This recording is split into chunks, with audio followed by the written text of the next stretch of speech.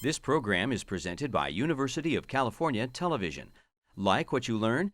Visit our website or follow us on Facebook and Twitter to keep up with the latest UCTV programs.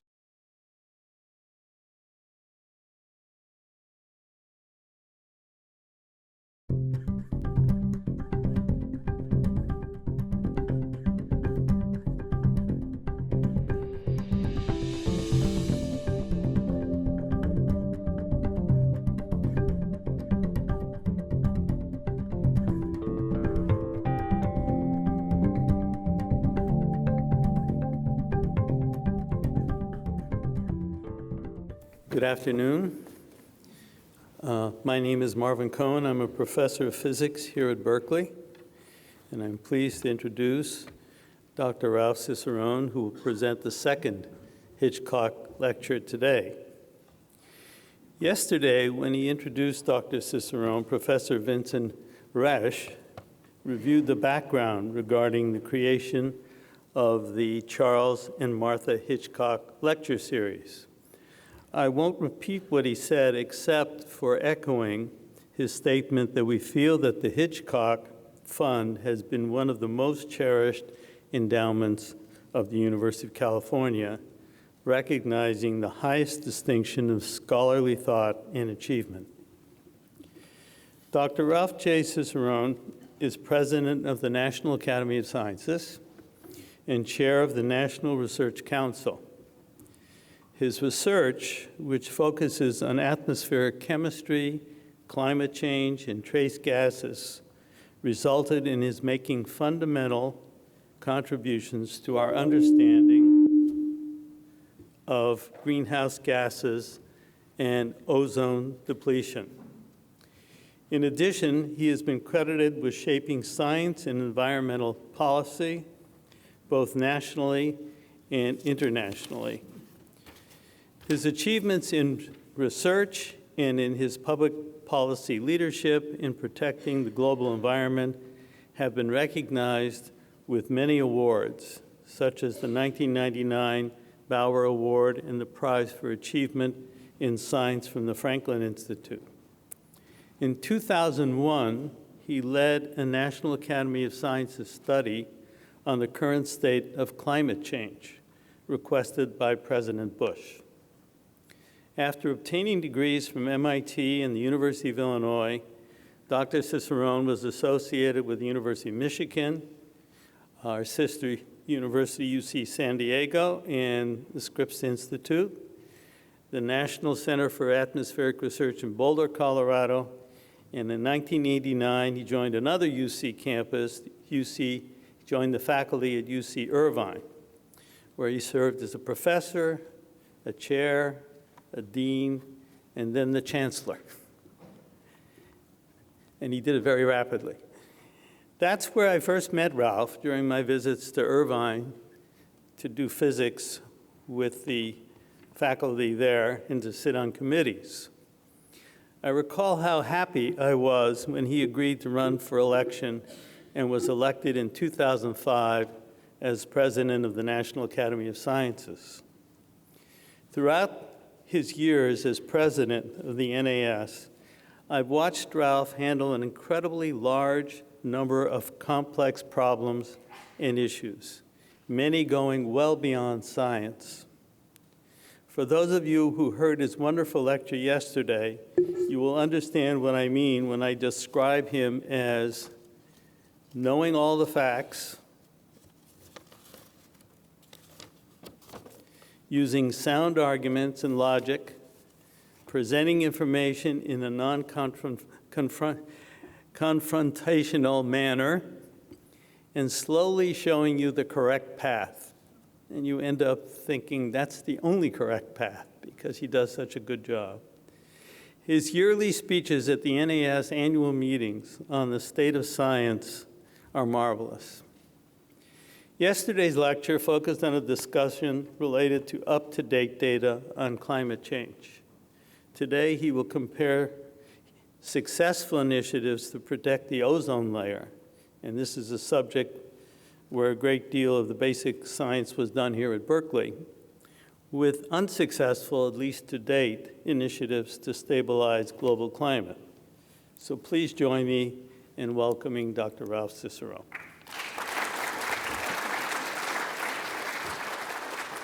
Well, thank you, Professor Cohen.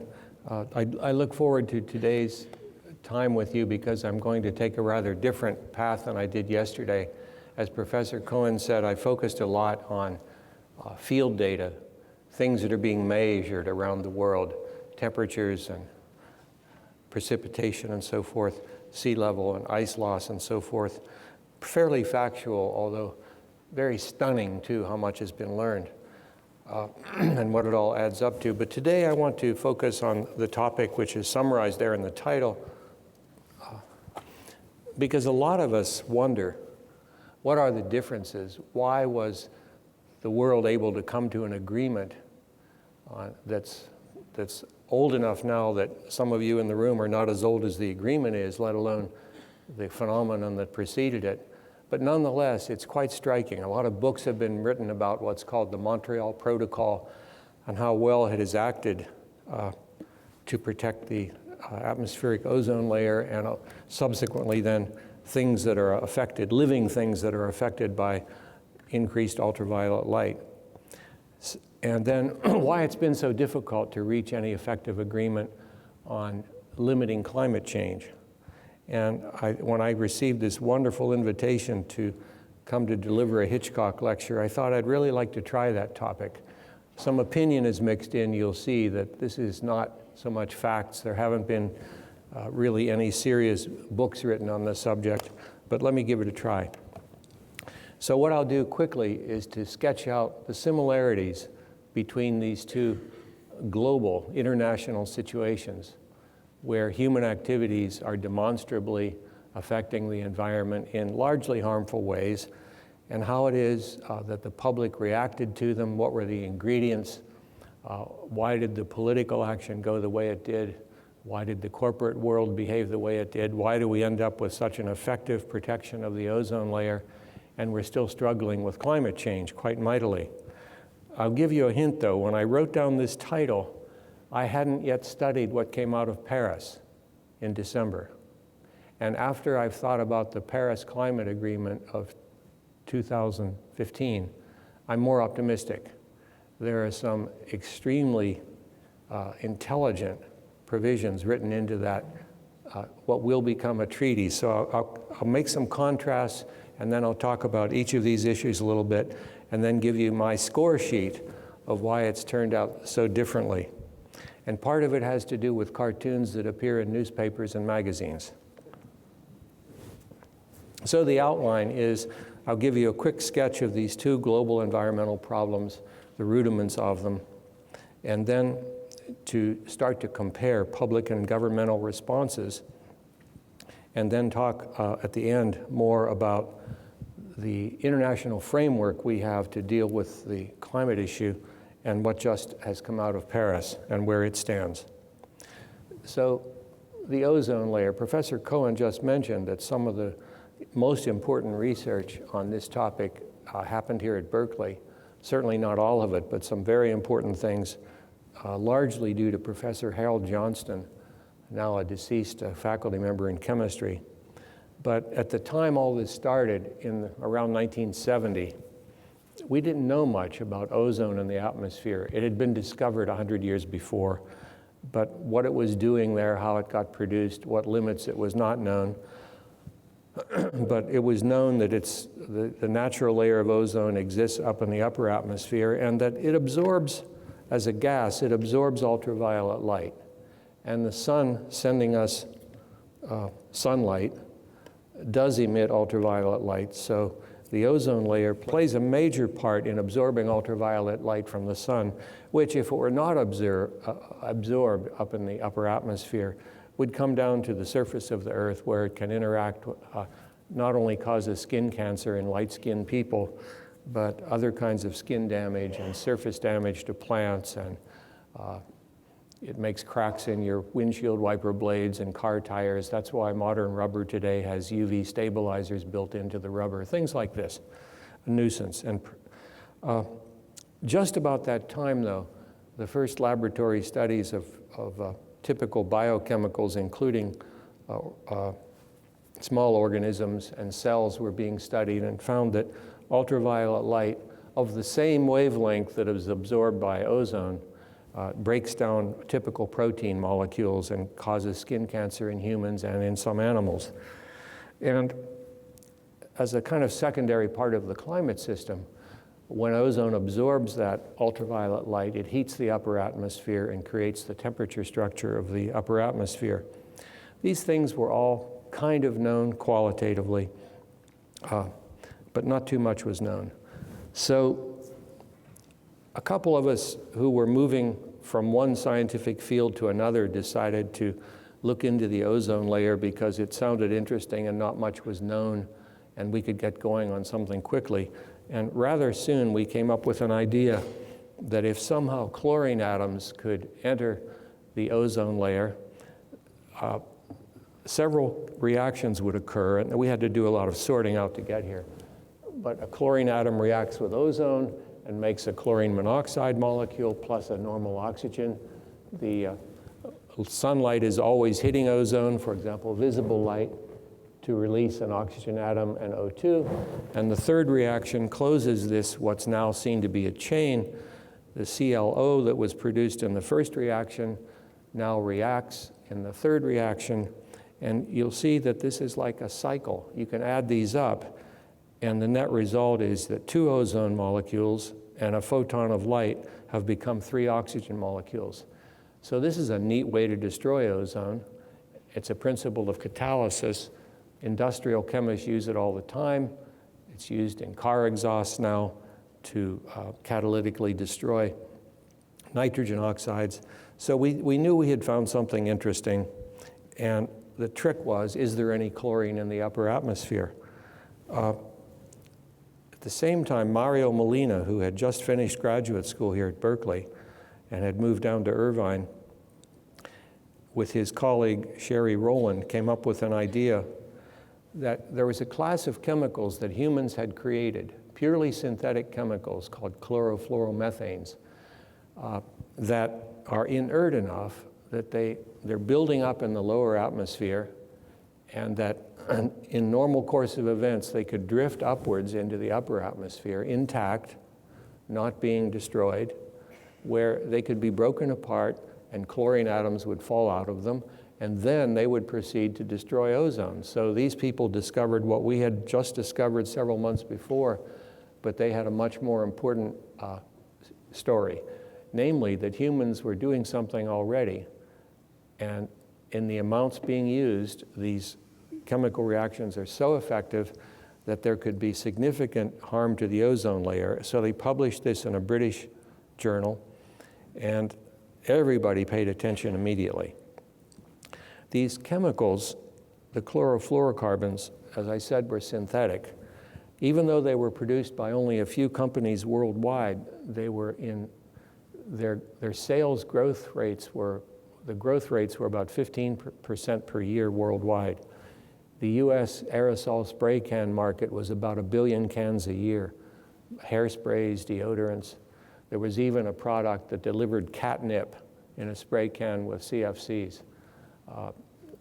And these were very popular items. They had originally been invented, these chemicals, as refrigeration fluids to replace what were really some nasty and toxic fluids in old-time refrigerators. So these chemicals were seen as a success story, and their sales and market were just taking off.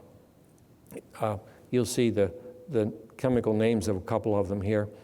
They were essentially inert. They were designed to be inert. They were built to be inert.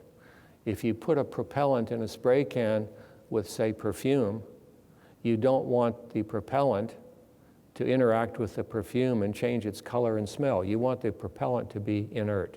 They were designed to be that way, and they were. But what Molina and Rowland pointed out, and they came up here to Berkeley to visit with Hal Johnston to see if he could poke any holes in what they had proposed, was that the ultimate fate of these chemicals in the Earth's atmosphere is they would survive rain, they would survive clouds, they would survive attack by other chemicals, they wouldn't be oxidized, but they would go up into the ozone layer, be torn apart by that same kind of energetic UV light and release chlorine atoms. And that then would trigger this catalytic cycle against ozone. Well, when this idea was first proposed, we knew virtually nothing about this whole system. And a lot of people just scoffed and said, you've got to be crazy. This little spray can that I'm using is somehow going to be dangerous worldwide. It was a completely unacceptable notion. But the public reaction turned out to be very strong over the next few years. Incidentally, these CFC molecules were discovered to be strong greenhouse gases in 1975, and when that was discovered, nobody believed it either. This is just a sketch of what happens. So, just like with climate change now, there were very common claims being made. In fact, I gave a seminar in a physics department, I think it was the University of Michigan, where the faculty basically scoffed at these ideas using some of these phrases that are about to follow. I've put them all in quotation marks because they're not facts. They were what people were claiming at the time. First of all, these chemicals are heavier than air. They won't rise into the stratosphere. Well, we had learned in the 1940s, for God's sake, that the lowest 100 kilometers of the Earth's atmosphere is fully mixed. Gravitational separation has nothing to do with it. Molecules like argon and carbon dioxide were found high in the atmosphere in the same fractions as at the Earth's surface. So that's just an example of how people, their knee-jerk reaction was, this idea cannot possibly be right. They will not rise into the stratosphere. That there are large natural sources of CFCs, such as volcanoes. There weren't. Many of us went out into volcanoes and actually tried to find this stuff. There weren't. There are large natural sources of similar chlorine-containing gases. That's virtually wrong, but there's one exception. That even so, chlorine will not destroy ozone, and the CFC source is too small to matter. There were more of these things. Stratospheric ozone behavior is too complicated to calculate. Why do you even do these calculations? They're going to be wrong. That there are other causes of skin cancer besides ultraviolet light. And ultraviolet light is good for you. All kinds of statements like this. Chemicals are innocent until proven guilty. Consumers want aerosol spray products. Well, that was an interesting one because there was a book written about the aerosol industry that documented how much, quote, consumer resistance there was to aerosol spray cans. And some of the examples given were with underarm spray deodorants that people really didn't like being hit in the armpit by a spray of cold air. So there had to be massive advertising campaigns mounted to overcome that resistance. Yes, some people like these products for their convenience, but the fact that the consumers had voted that they wanted these products turned out not to be right, because long before there were government regulations and edicts, the market for these compounds started to drop off, largely due to people speaking and saying, you know, if there's any chance that these scientists are right, why don't we just quit using these things? We can have a pump bottle with hairspray in it. We've got substitutes. We don't need these things. And then one of the silliest ones of all, Melina and Roland are computer modelers. Well, they were both laboratory physical chemists. They didn't know what a computer looked like. Now, an important fact that'll come out later is that this success story of these synthetic chemicals, which really were useful as refrigerants and air conditioning fluids, were produced by only a few companies around the world. I'll just list their names here. 6 largely in the United States, where most of the market was. Now, when this story became widespread, I was told at one congressional hearing that Congress was receiving more mail on this chlorofluorocarbon ozone project problem than they had ever received on any subject since the Second World War. So there was great public awareness, and Pogo cartoon picked it up in 3 or 4 different ones. I don't know if you can read that, but it says, the ozone layer is up there between 8 and 30 miles, and it's being depleted by man. And the turtle says, how? Oh, by exhaust from jet planes, high-altitude testing of nuclear bombs and inert gases from spray cans. How can anything way up there be harmed by a little old spray can? Billions of them, Churchy. So it goes on and on. So there was a tremendous uptake and illustration of the principles in daily and weekly magazines, year after year. Another one was Jim Barry, who was a famous cartoonist. The previous one you'll recognize was the Kelly family who did Pogo. This one from Jim Barry, the boy's telling his father, you realize, of course, what does that say? That what you're doing to the ozone hole, what you did to the passenger pigeon. Bill Malden, who was the cartoonist who invented G.I. Joe in the Second World War, was very popular and showing all these atomic bombs, I guess, and he says, oh, so that, the aerosol bomb, that's the one that's most likely to get us. And then an important feature was cartoonists started to criticize the chlorofluorocarbon chemical manufacturers. True, the fluorocarbon industry's threat to the ozone layer may very well be serious, but the ozone layer's threat to the fluorocarbon industry is equally serious. And this begins to pick up an important point. From the public's point of view, they could blame this problem on a few producers. Nobody else, no other natural process was producing these chemicals. But you could point to a list of 6 companies in the United States that were producing most of the world's chlorofluorocarbons. And that made it easy for people to say, well, I wouldn't be harmed if we just got rid of these, if I could keep my refrigerator and my air conditioner. Let's get rid of all the rest. Then later, another important element is in 1985, a discovery was made looking down on the Earth from a remote sensing satellite and looking up from the Earth from Antarctica. It was discovered that there was a big hole in the ozone layer over Antarctica. There aren't even any people there. So it illustrated the point, on the one hand, that chemicals do survive journeys around the Earth, but it also showed that there were surprises. And this was very much a scientific issue. And by the way, the scientists missed this. The scientists did not predict this. They did not understand the sudden appearance of the ozone layer. So from a public point of view, very much an element here of the unknown. This was not a political issue. They could see that science was involved, discoveries were being made. In fact, the first people who should have seen the ozone hole threw away the data. They didn't believe the data. And it took other groups to come along who actually made this discovery. So there was an element of discovery and science. I'm just talking a little bit about what we learned about the ozone hole.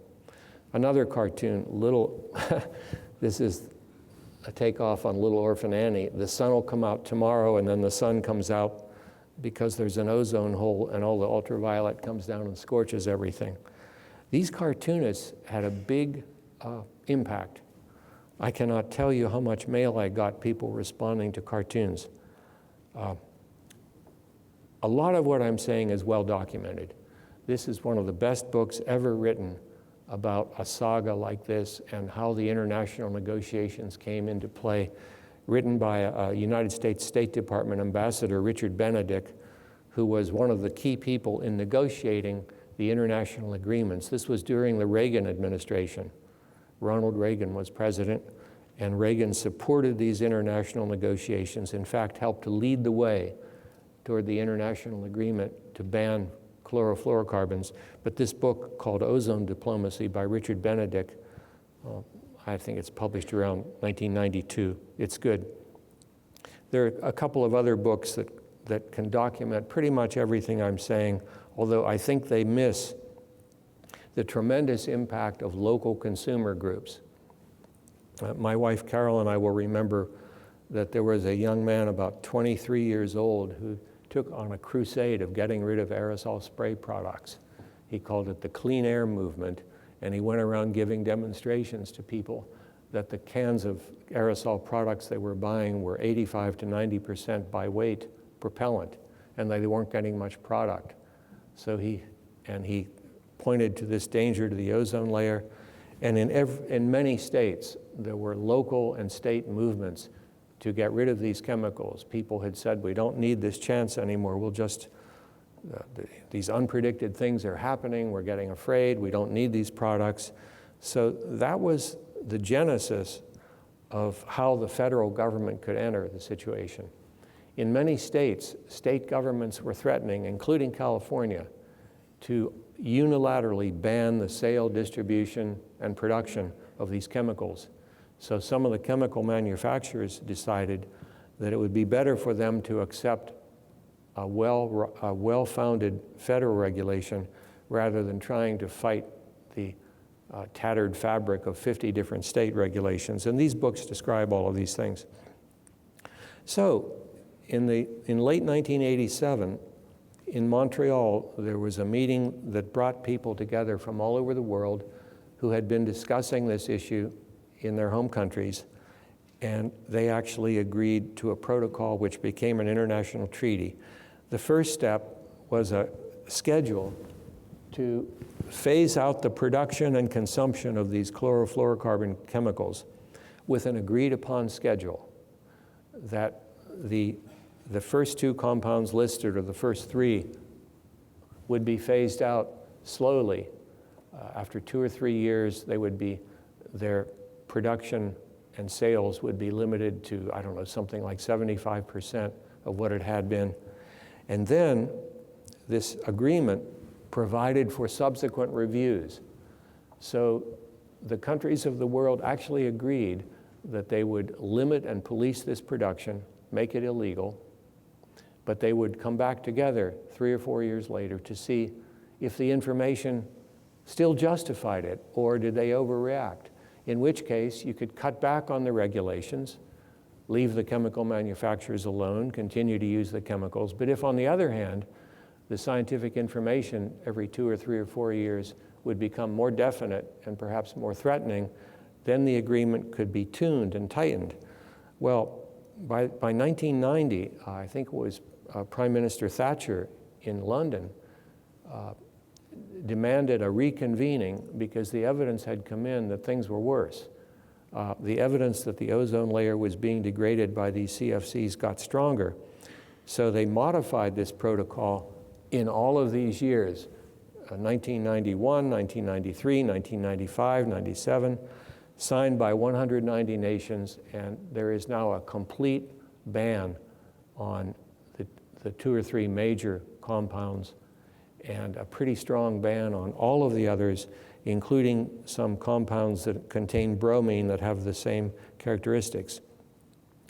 So because the scientific information kept getting more certain and more threatening, this protocol had this revision provision that would allow a complete review of whether the situation looked less threatening or more threatening, with a schedule for making it tighter or looser. And this was a brilliant, and I think Ambassador Benedict deserves a lot of the credit, although it was President Reagan who really permitted and authorized the State Department to enter into this kind of Montreal Protocol.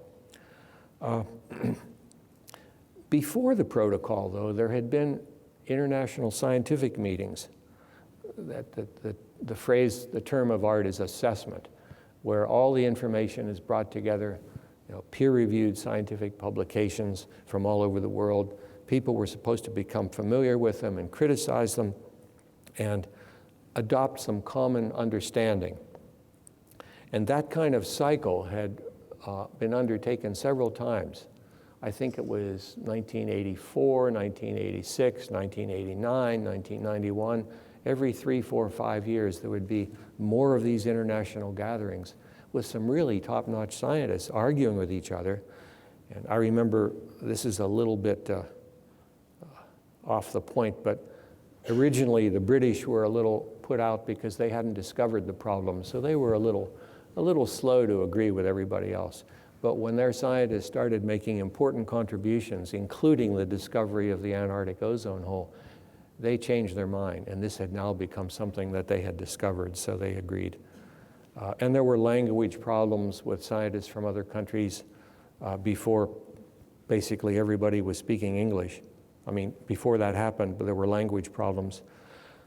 An interesting point is the protocol, with all of its teeth, was enacted before there was any evidence of actual harm to humans or to any living thing. There's a minor exception to that, but this point is mostly right. So this entire international agreement with binding legal requirements was enacted before there was any evidence of damage. Think about that. And it was enacted before this chlorine mechanism was proven to cause the Antarctic ozone hole. So it was really very far-reaching, but maybe the provision of it that was important was that everybody agreed you could come back and re-argue it every 2 or 3 years. If we're wrong, take it away. If we're right, make it stronger. So that provision was a stroke of genius. So this is just a graphical way of showing you that the protocol has worked. For this chemical, chlorofluorocarbon 11, the year is 1990, 95, 2000, 2005. The amount that's measured in the atmosphere is decreasing with time. That particular chemical will survive in the atmosphere 75, 80 years. So it takes a long time for nature to destroy it. So we're not putting any more into the air, but it's coming down slowly, just as predicted, and the same with the other two. So it's evidence that the protocol has worked.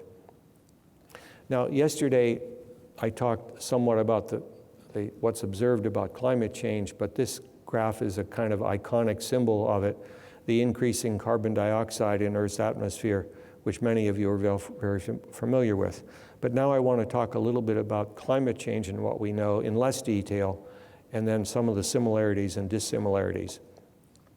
So the major driving force, of course, is the worldwide usage of fossil fuels, and the result being that we inject a great deal of carbon dioxide as carbon, 10 billion tons a year now into the air worldwide, and it comes from the burning of coal, the burning of petroleum, natural gas, and the production of cement and so forth. The point is that this is a major disturbance.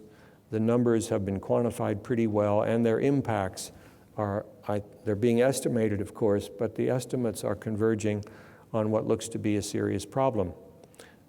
So the driving force is human activity. There's lots and lots and lots of evidence to present to show why that's true for this greenhouse gas, carbon dioxide, and several others, but I want to skim over that today. We've had a series of serious international assessments. Each one of these booklets, the cover of which I'm showing, runs to be about 1,000 pages, and there are 1,000-page additions to it that look not only at the physical science basis, the one that I'm showing here, but also what humans can do to mitigate and to decrease climate change, how to adapt to it. And these assessments have been done fairly carefully now since 1990. The last one was released in 2013, but 1990, 1995, 2001, 2007, and 2013. And after these 4 or 5 dress rehearsals, I would say that they're pretty high quality. They are as good a survey of the published literature as probably any one of you could find in any field that you've worked in. Thousands of scientists do the work, and every single critical argument and criticism of the draft versions are addressed and made public. So it's done about as well as we can do it. So in that respect, these two problems are the same. They've had tremendous international attention, probably not enough, but still about as much as people could bring together. It's been done repeatedly, so it's not just a one-shot affair. The ozone assessments look like this, and they happened every 4 years or so over the last 30 years. But now let's compare the solutions a little bit. In the case of ozone depletion, and here's where my opinion is going to start to come out. I think the framing of the issue has been very different. I'll start on the right side with climate change. Pretty much every time you see a story written about climate change, it might have a headline that science is questionable, but then within 6 words of the beginning, it starts to talk about politics. And economic costs, for example. So the framing of the issue, in the case of ozone depletion, was as a scientific issue. There are a lot of unknowns, a lot of things to be discovered. There are surprises. But in the case of climate change, it's as if everybody's an expert and we can just jump off to political action and assume that regulations are going to be unbearable, and we're supposed to talk about politics and regulations and ignore the scientific part of it. But this is what public relations people would call framing. What is the first instinct you have when you hear about a new issue? If it's been framed as a mystery or a scientific issue, you'll have a different set of reactions than if it's been framed as a political one where you're going to have to make bad choices. The second thing is, how, from a scientific point of view, do you test this theory? Well, in the case of the ozone layer, the ozone depletion, there was what was called a smoking gun. The scientific community agreed in 1974 that the smoking gun of this theory would be if you could simultaneously measure these two chemicals, chlorine monoxide and ozone, and they were roughly in the right amounts, what was predicted. Everything else was solid, and everything else would follow. But in the case of climate change, we're talking about many variables that are important to us. Temperatures, winds, sea level, precipitation. Are the seasons going to stay where they are? Is the growing season going to be extended or shrunk? Things like that. So there is inherently a longer list of variables that have to be measured, and it's hard to come up with a smoking gun. How can you, with one observation or one variable, test everything that's being said about climate change? I don't think you can, especially if you think about the indirect but still potentially serious effects like public health matters. Health effects. The ozone depletion layer was framed immediately in terms of a cancer. This is what caught people's attention, especially amongst white-skinned people, because they're the ones who are vulnerable. Darker-skinned people have more melanin that absorbs the ultraviolet before it hits the internal cells. So this issue was framed as a skin cancer issue. And many of the articles and discussions were about human cancer. That's pretty scary, and it had an impact. Even though it's true that ultraviolet light and sunburn does not cause all skin cancers, it still is a demonstrated cause of many skin cancers. With climate change, I think it's hard to come up with a direct health effect. You have to get into the arguments in a pretty sophisticated way to say, you know, there are going to be health effects of climate change. I'll give you one example which has those characteristics. In 2003, there was a major heat wave around Paris in, I think it was July.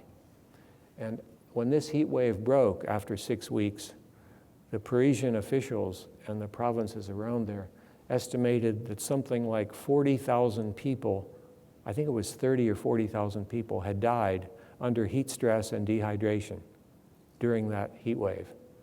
And it's pretty well documented. It largely had to do with elderly people living in flats and apartments that didn't have good circulation and air conditioning, and they were being put under respiratory and heat stress. So I would say that's a pretty big health impact, but it's pretty subtle. It's only happened under these extreme conditions. There was a heat wave in Chicago in 1995 that caused similarly pretty well documented deaths. But for the most part, when we think about climate change, we're not talking about health effects. And what do you expect the public to do when they hear about one issue that has a cancerous impact and the other with maybe no health effects? That was another reason why we've ended up with different solutions to these problems, at least in general. The complexity. We now look at the ozone layer and realize it was really pretty simple. There's some people here in the audience who are working on much more difficult problems in atmospheric chemistry. But at the time, the ozone layer turns out to be pretty simple, less complex, and pretty much a global picture worldwide, everything was going to be roughly the same. In the case of climate change, we've got natural and historic variability. We know there have been big climate changes before that have resulted in big impacts in certain regions, certain periods of time. It's been natural, and therefore climate change is playing out against that background. That is, the human-caused climate change is being superimposed on a system where there's already natural and historical variability that humans have been subjected to. That there are local differences. In fact, we have this urban heat island now where it's hotter in the middle of the city day and night than it is in the surrounding areas. And a major source of complexity is that in the climate system, part of the system is living organisms, plants, microbes, and humans for that matter. Whereas with the ozone layer, to a first approximation, it was a physical system. When you introduce life into a system, things become more complicated. Another one, guilty parties. I've already more than hinted at this. In the case of the chlorofluorocarbons, I could name the companies even after all these years. There's so few of them. They were producing the chemicals, they had invented them, they were selling them, they were making lots of money. But in the case of climate change, to take the major source of climate change, carbon dioxide, it's every single user of fossil fuels around the world. That's 7 billion of us. When you wanted to know who the guilty party was in the case of the ozone layer, you could point to those companies. Who's the guilty party in the case of climate change? You can look in the mirror. To continue, how big was this need in the first place? In the case of the chlorofluorocarbons, we didn't really need them in aerosol products. There was one exemption given in that ban that I remember. Producers of aerosol products that carry fine diamond dust in it for highly specialized applications in cleaning of jewelry and things like that. But for the most part, these chlorofluorocarbons were unnecessary. They could be replaced by spray products, handheld pumps and so forth. The CFCs as refrigerants and air conditioners, for goodness sake, Florida wouldn't have anywhere near the population it has now if it weren't for air conditioners, and parts of California for that matter. Electricity use in California is driven by air conditioners. You can go to the Public Utilities Commission and see the data on electrical consumption on hot days in California. But for fossil fuels, we're talking about more essential issues. For generating electricity, which until recently has been dominated by coal generation of electricity. And fortunately, some renewable fuels are helping out on that front now, and natural gas, which is less dirty. But the point is, heating, lighting, electricity, and transportation are pretty essential. So it's harder to find substitutes, and it's especially hard to find substitutes that can handle the electricity needs and transportation needs of the whole world, let's say next year. We had a nice discussion here yesterday with some people over when will we see mass substitutions for gasoline and diesel fuel. And it's in sight, but it's not going to be in the next 5 or 10 years. Are substitutes available? Well, as it turned out, there are now substitute aerosol propellants, and there are substitute refrigerants. They're slightly more complicated chemicals that have a hydrogen atom or more in each of the molecules instead of just chlorine and fluorine.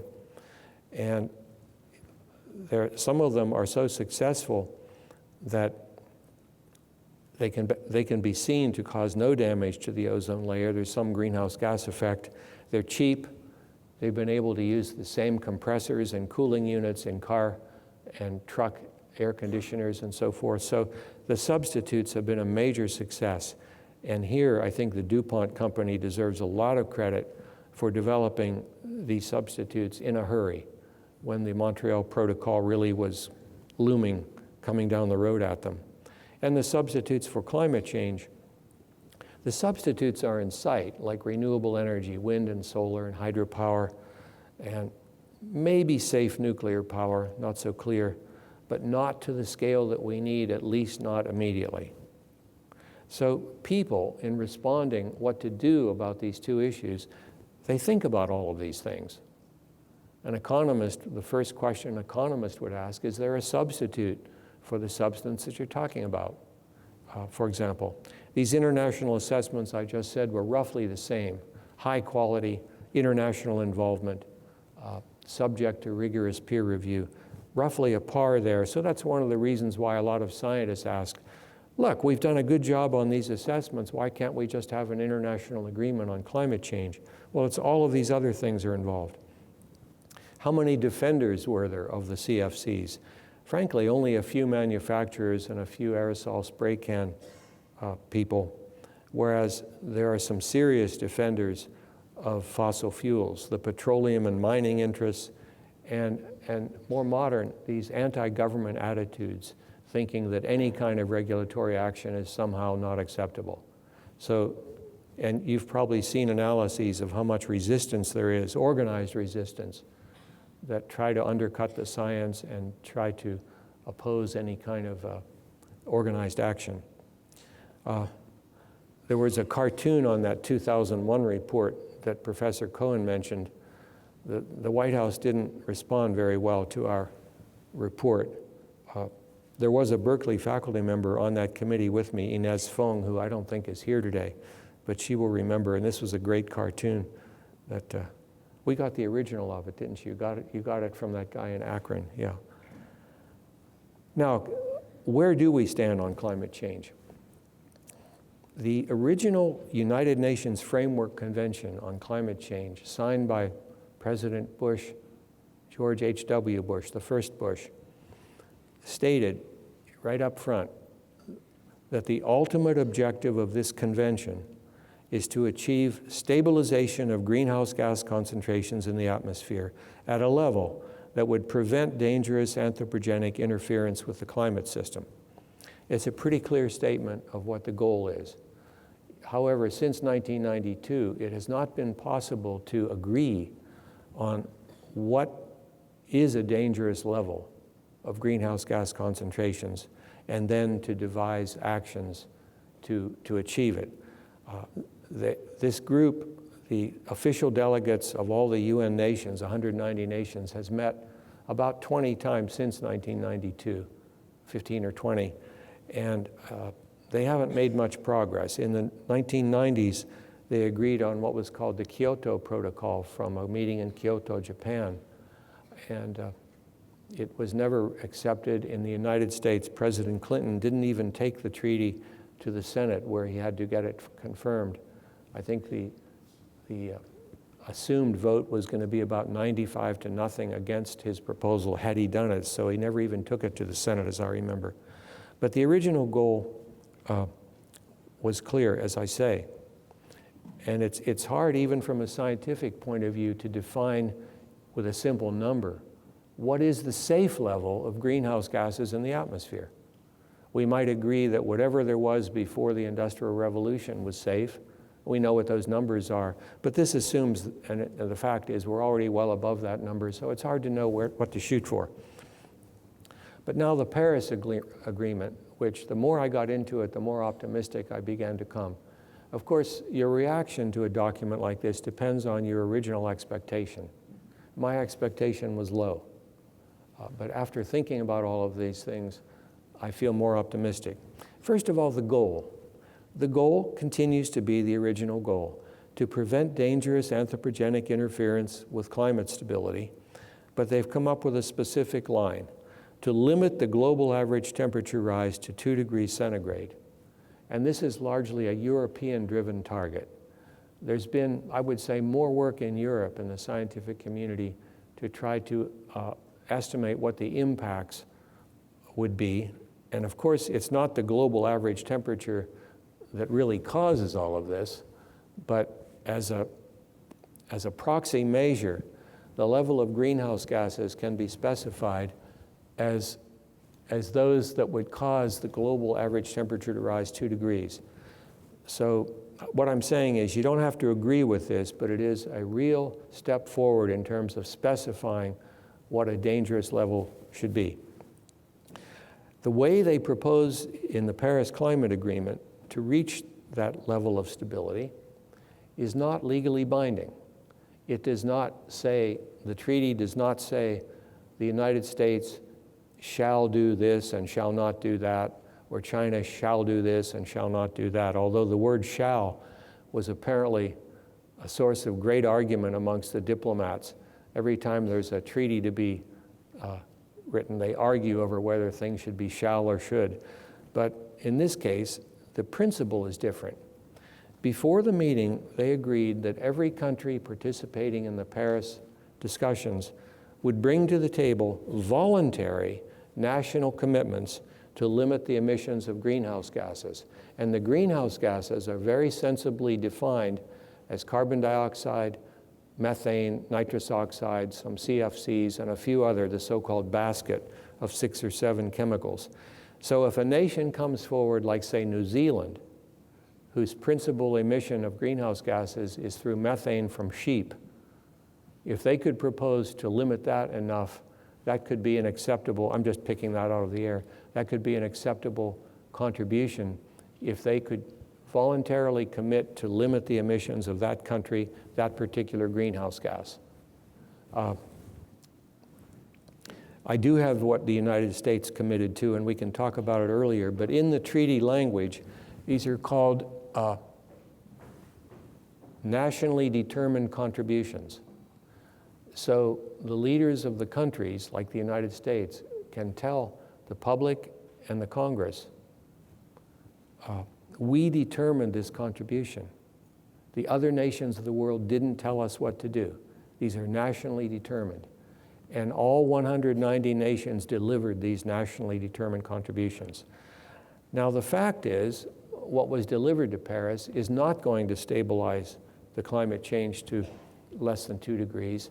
But what's very interesting is they've adopted some of the features of the Montreal Protocol, whereby there will be assessments and estimates by experts without political interference of the numbers. Are your estimates viable? You're saying that you'll cut your emissions by a certain fraction compared to the year 2010 or 1990. Well, how well can you establish that baseline? So this third point, assess each nation's progress towards its nationally determined contribution, all 187 nations. Everyone has now agreed that their assessment and their estimates will be reviewed by technically competent people internationally on a periodic basis every 2 years, something like that. This is real progress because the Kyoto Protocol from 1997 did not have any requirements on developing countries. The entire burden was on so-called rich countries.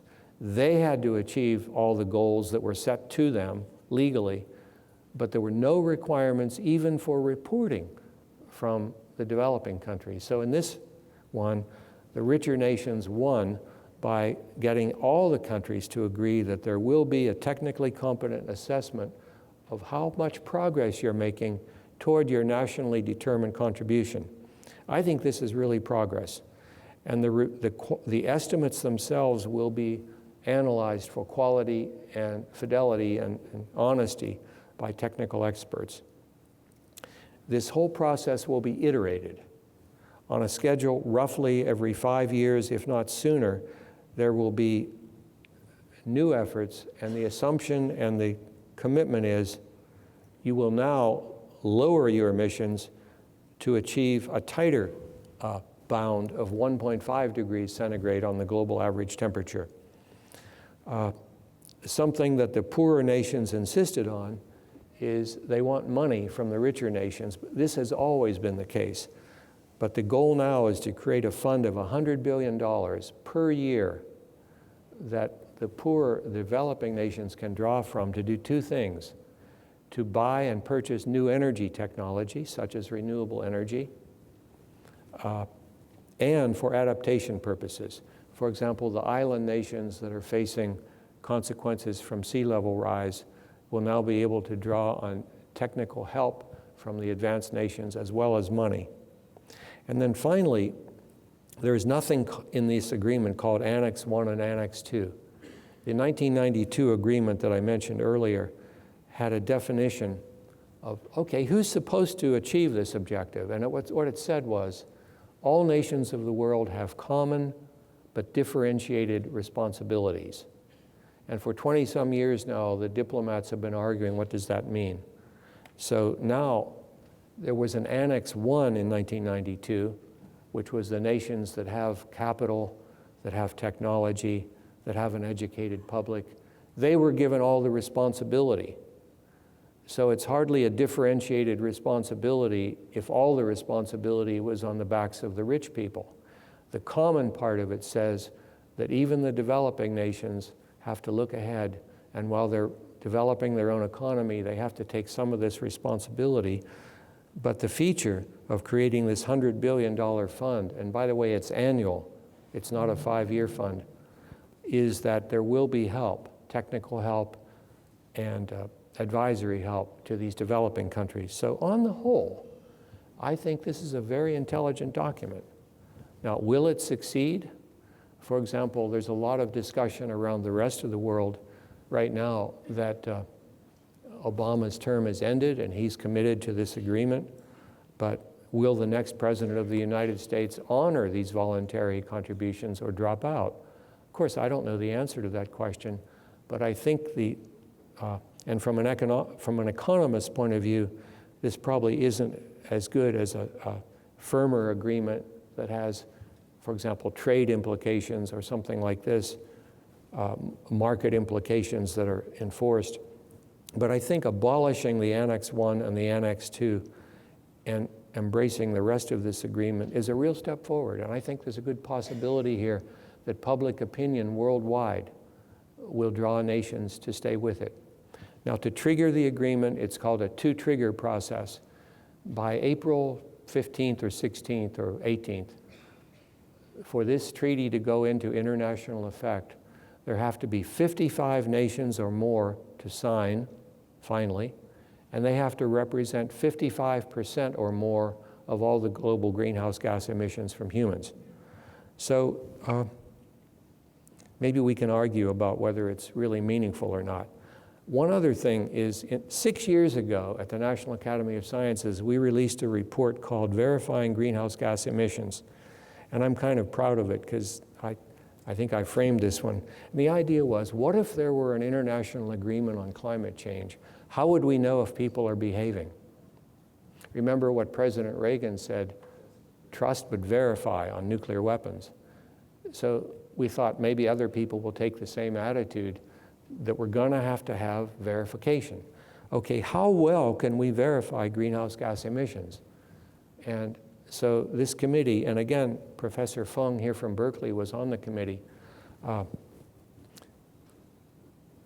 scratched their brains and looked at existing technology, and they made estimates of how well we are now estimating the release of greenhouse gases.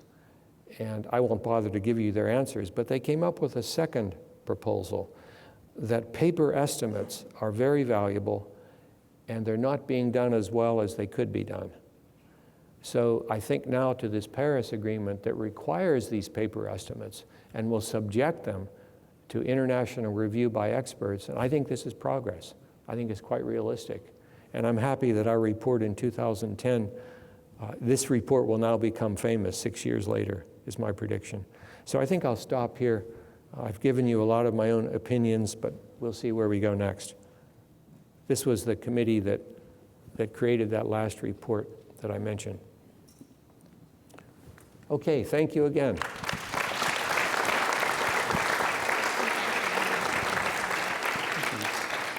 Thank you very much.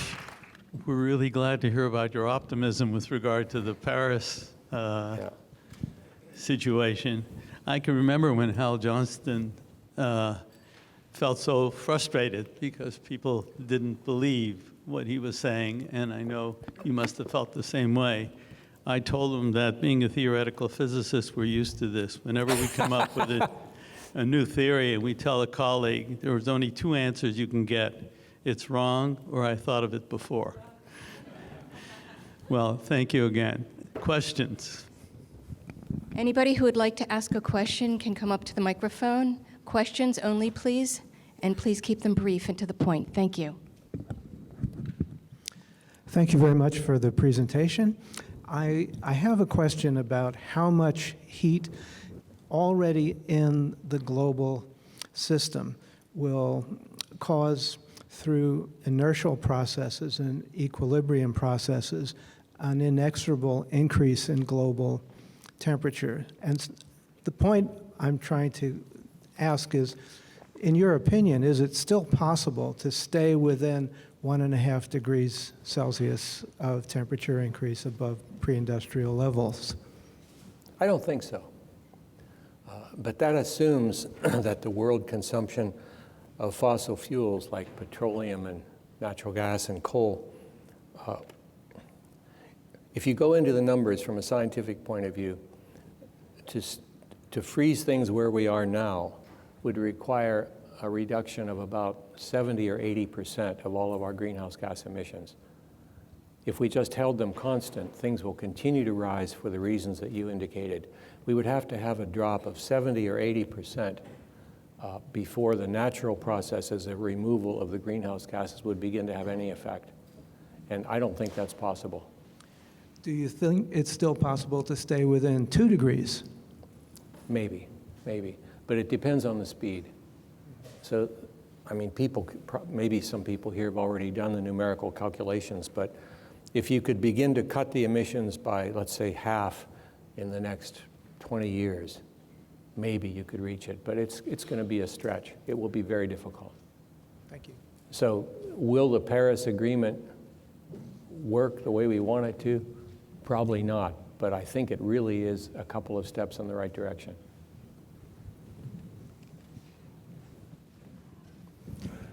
I too thank you for this wonderful lecture. I was in Paris and was thrilled with the outcome when they announced it on that Saturday night. But I also paid close attention to what Jim Hansen was saying. He was there too for his first COP conference and was calling it a fraud because the UN can't put a global price on carbon. And without a global price on carbon, he doesn't see how individual nations reducing their consumption of fossil fuels is really going to change the course of things. And as I mentioned yesterday, I work with Citizens Climate Lobby. Mm-hmm. I'd like to know your opinion of the role of carbon pricing in trying to achieve these very ambitious goals that were set in Paris, and how the U.S. could lead, and by doing so, engage the rest of the world, since there's no body that runs the world. Well, I will say that I don't know anybody who's become rich by betting against Jim Hansen. He really knows what he's talking about, and he knows the numbers as well as anybody. But I think how we deal with it, involving human choices and what will work, is probably beyond all of our capability. And he just, for example, the United States and China really kicked off this approach, this framework. When Obama met with Xi in, November of 2014, they agreed that they would come up with a structure like this and that they would both participate. That is unprecedented. Those are the two biggest emitters, so whatever they do is going to have a big impact on the rest of the world. Carbon tax. Do we have any economists here? Yes. I would appreciate it if you would take a minute and summarize the opinions of economists as to what's the most effective method. For example, a cap and trade market, and what you mean by effective. My understanding is the application of a simple carbon tax, which is empirically derived, would be the simplest and most efficient way to achieve results. That a cap and trade program probably involves a lot more management and less effective mechanisms. But I'd appreciate it, Professor Edlin, if you would comment. Well, I'm not prepared, but it's not my field of expertise. Economics, I suppose, is, but not, what? Okay, I'll stand up. So I think what you said is probably largely right. that is a carbon tax, particularly if it's implemented at the source where oil is taken up out of the ground, is probably the easiest to manage. Either a carbon tax or a cap and trade is, infinitely better than nothing if you're worried about climate change. But both of them have the feature, unlike pure regulation, that you can lower emissions. You can equalize the cost of lowering emissions so that countries that find it cheaper to lower emissions will do most of the reductions. And so that's one of the most important things if we're going to move forward, is to minimize the costs of it. And both of those on the both cap and trade and taxes allow some flexibility as to who does the reductions and allow the possibility of shifting money and lowering costs. Well, that's the best I can do on the spot. Thanks. Thanks. Maybe I can add one thing, that there are economists who are looking at this situation empirically, trying to figure out, okay, if there would be a tax on carbon, what should it be? Should it be a penny a pound or $2 a ton, or what should it be? And there's also an organized effort now in the federal government and on behalf of some investment firms to try to figure out what they call the social cost of carbon should be set at. And there are lots of uncertainties, but smart people are working on it so that if there were some kind of political momentum or agreement towards a tax or even a cap and trade with a set price, there will be some grounding empirically on what the dollar value would have to be. But I don't think we can predict how this is going to come out. Yes, sir. Yes. Thank you for your presentation. My concern is that if you step back and look at what's happened since 1990, the science has been clear, and the efforts to respond to the science have fallen further and further behind the objective process of global warming. In Paris, I think, at best, I mean, I'm with Hansen, it was bullshit in terms of catching up to the reality of what we've got to do. And what I would, the difference between the ozone layer and this is that the ozone layer was a relatively minor part of the global economy. Burning fossil fuels is at the core. And I would just urge that people have to think outside the framework of capitalism, or we're in deep trouble. And I would encourage people to talk to me about Babaveikian's new synthesis about that. Thank you. Well, that's pretty much at the core of a lot of society, too, whether you like it or not. So I don't think you've made the problem any easier, is what I'm trying to say, with your final solution. I think it's just... I don't think it's an easy problem. Yeah, it's not yeah. an easy, that's what we have to confront, how deep and how wrenching got it. actually is. But there is a way out. Okay. It's just, Okay. it's outside of conventional thinking. Thank you. Let me add my thanks, Ralph. I have two questions for you. First is, what's your sense of the success we can have state by state or city by city in approaching this problem and in meeting the US or other international targets? And the second is, can you comment on where you think research to support renewables and new approaches to avoiding fossil fuels is going in with your hat on as chair of NAS? I think. First of all, the state and local actions, I think they really do deserve attention for several reasons. One is it shows what the public has a proclivity to do and commit to, but also every success that is gained by a municipality or a state in the United States then becomes an exhibit. When somebody says it can't be done, it cannot be done, and California has already done it, that's a pretty strong case. So I think these state and local actions are very important. And by the way, it's similar to what happened in the ozone layer business. There were, one example I'll give is on my birthday in 1975, I had to testify in the State Senate of New York about CFCs. And there was a company there who claimed that they would suffer huge financial losses and they would lay off thousands of people if they had to give up their products. And I brought with me a letter from a similar company from another state who said they had already achieved it. So there was the exhibit. And those came from local and state actions. So I think they're very important. What was it on the research front that you said, Ron? I was wondering if you would comment on where you think we're going and creating alternatives and what we need to do as a scientific community. And well, there are some really bright spots. For example, that $100 billion fund I mentioned that's committed to with this Paris Agreement, there are already commitments, I guess, of about $20 billion to it, and some of them are from private concerns. There's a $1 billion commitment from the Gates Consortium, and it's largely aimed at energy technology, I believe. They're funding early stage and scientific concepts on new energy technologies using renewables.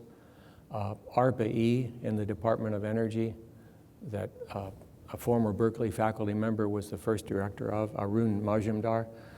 They've got some fantastic development projects underway. Energy storage. Of course, you need energy storage to be able to use electricity for transportation.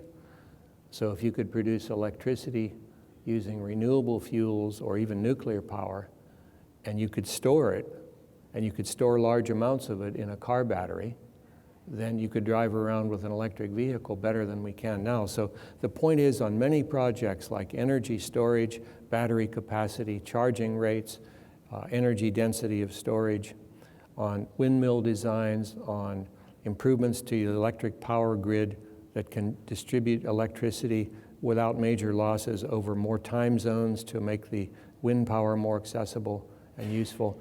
On all of those fronts, ARPA-E under Arun Majumdar, and it continues, has created targets of not only of technical capability, but financial trade-offs. At what point does the price of solar voltaics enter into competition with, say, coal-generated electricity? And they can show you the progress just through this one government agency, ARPA-E, inside the Department of Energy, that's really, first of all, it's being managed beautifully. They've got investors involved giving them advice and trying to buy up some of the technology. They've got benchmarks that they're achieving, milestones that they're achieving.